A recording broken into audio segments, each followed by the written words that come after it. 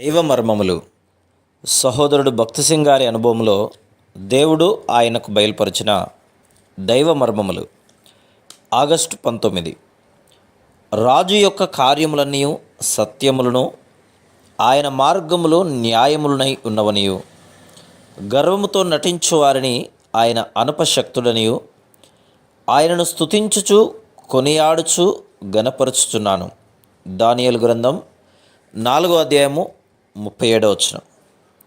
తన్ను తాను తగ్గించుకొని పాఠమును నేర్చుకొనుటకు నెబుకద్నెజరు పశువు వలె గడ్డి మేయవలసి వచ్చెను.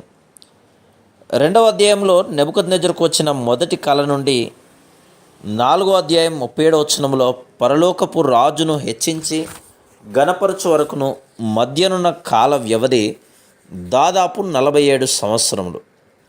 నిజమైన దేవుని హెచ్చించుట ఎట్లో నేర్చుకొనుటకు అతనికి చాలా కాలం పట్టెను. నీవు నెబుకద్నెజరు వలె ఉండవద్దు. శిక్షింపబడు వరకు వేచి ఉండకుము. పశువు వలె తయారగు వరకు ఉండవద్దు. ప్రతి అవకాశములో దేవుణ్ణి గణపరిచి హెచ్చించుటకు నేర్చుకునము.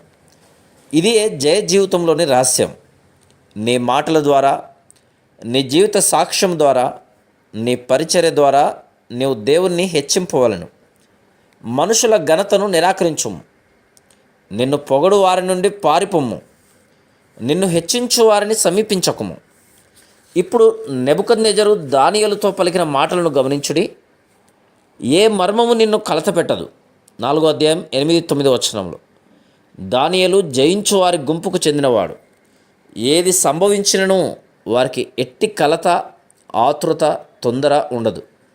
ఆ సమయమునకు కొన్ని విషయములు అర్థం కాకపోయినప్పటికీ ఏమీయో కలవరపడరు. మన చుట్టూ జరుగుతున్న విషయములు మనకు బోధపడకపోవచ్చును.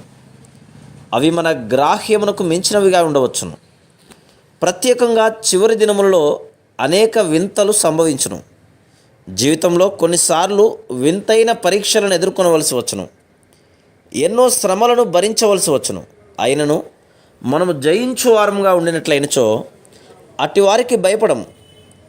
ఎందుకనగా తన సమయంలో, తన పద్ధతిలో వాటి అర్థమును మనకు ప్రభువు వెల్లడి చేయునన్న నమ్మకం మనకు కలదు.